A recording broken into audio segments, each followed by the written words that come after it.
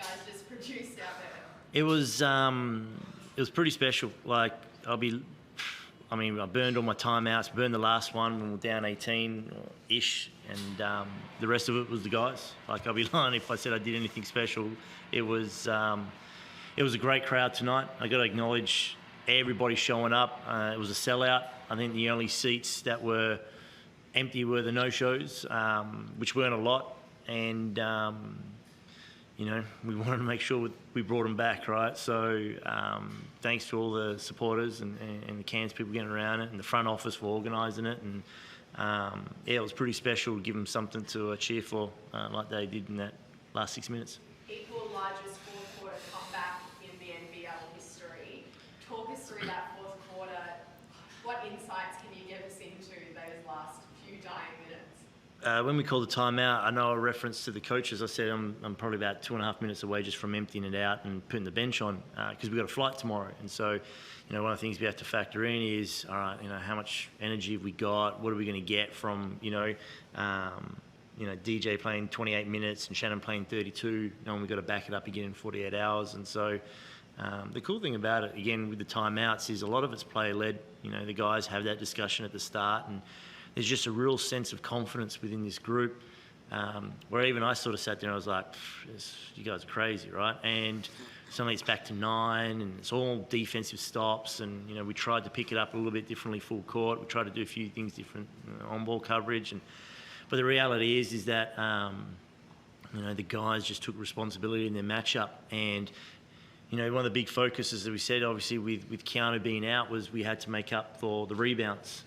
We lost the rebound count, but everyone who stepped on the court got one. And that was really important. That, it was the message all week, was it's not just going to be one or two guys that are going to get 10 rebounds.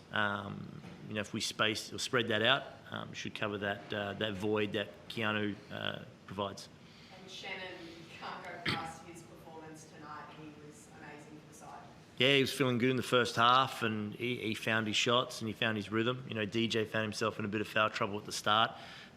So for him to sort of, provide that scoring, excuse me, and then in the second half, as he does as a great leader, third quarter spluttered a little bit, but we wanted to try and get DJ involved, and obviously DJ, they made some big plays, as did Taj, and it's kind of special when you got someone like Shannon that, any other person would be 20 at the half and we go for 40 piece, and that's not his way of thinking. So it's cool when you see him out there being aggressive. Ben too.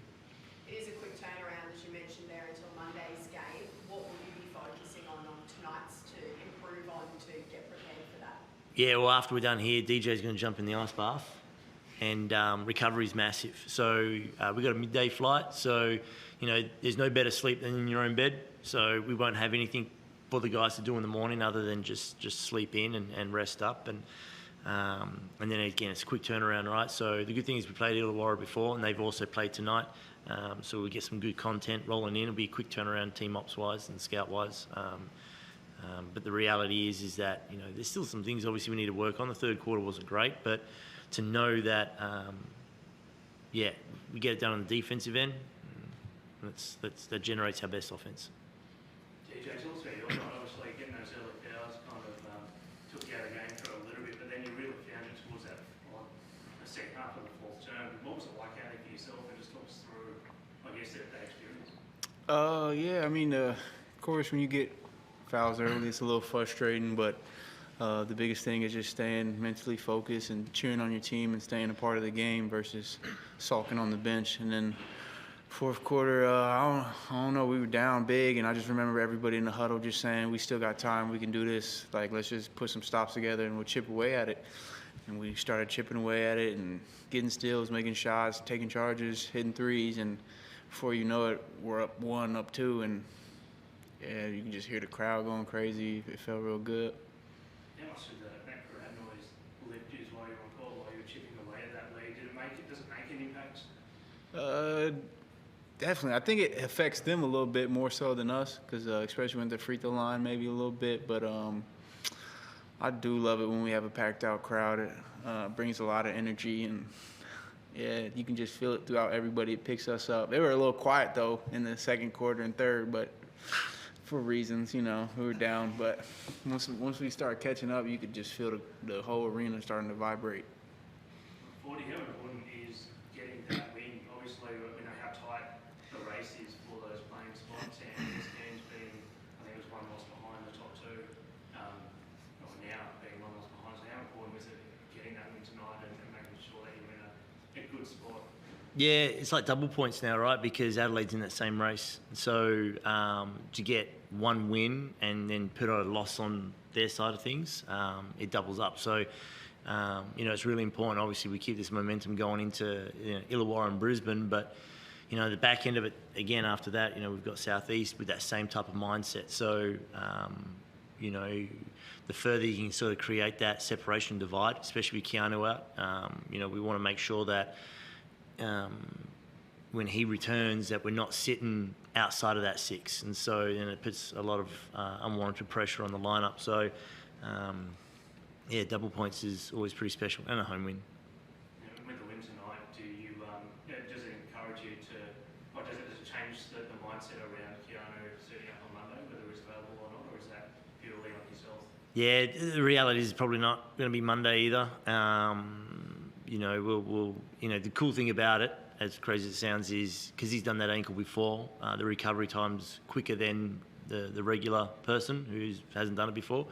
And so that's where it's monitoring him on that day-to-day. A flight and a drive sort of will stunt the removal of the swelling. So we're thinking it's in his best interest and our best interest that if we want to try and get the best fit Keanu back as soon as possible, maybe there's no point trying to do it for this 1 game, 2 games.